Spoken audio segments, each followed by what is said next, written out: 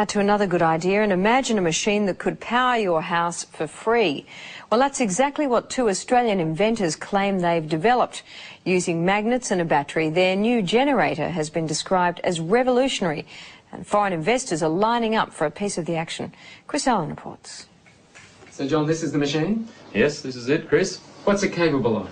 Well, it'll power a house. The machine will provide sufficient electricity to run a house and have power to burn.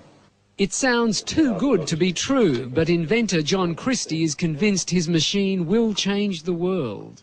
So, John, basically you're saying this machine can produce 5 times as much power as it consumes? Yes, it does. This one, exactly as we see it, it does. And in fact, it can produce more than that.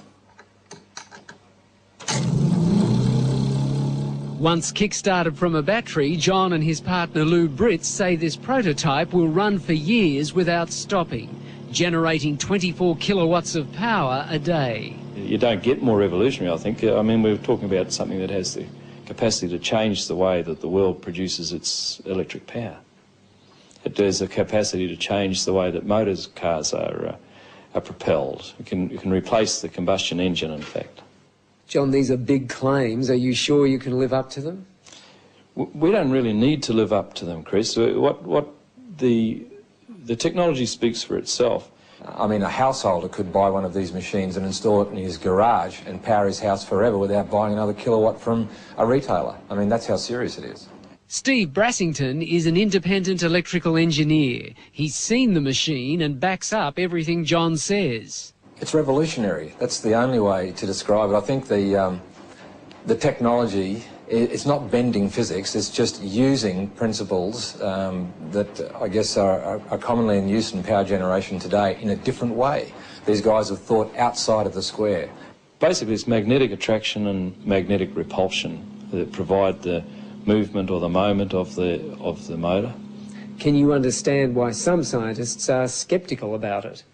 There is no physicist or engineer who has looked at our motor or has looked at our figures who says it doesn't work. Lou is an electrician and John a businessman in Cairns in far north Queensland. The two unlikely inventors have been tinkering with their machine for 6 years. They've applied for an international patent and have been swamped by people wanting a piece of the action. These are the coils. We mentioned the coils don't get hot.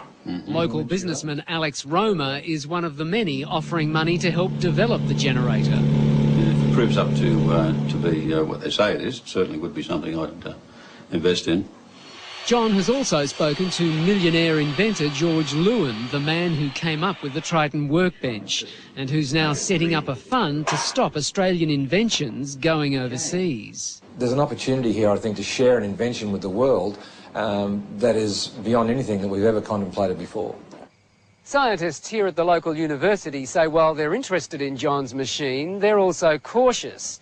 They say if the machine can generate as much power as John says it can, then they will have to rewrite some of the laws of physics. And they've urged people to be cautious about investing in it until the generator has been independently tested. Anybody who says it doesn't work hasn't seen it or hasn't looked at our figures. They haven't reviewed it. If they look at it, they'll all agree with us that it does work.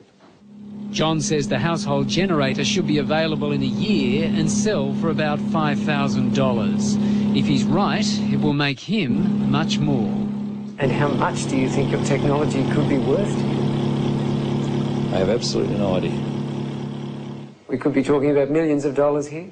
Yes, very definitely talking millions of dollars, but I'd hesitate to even take a stab at it. Good idea.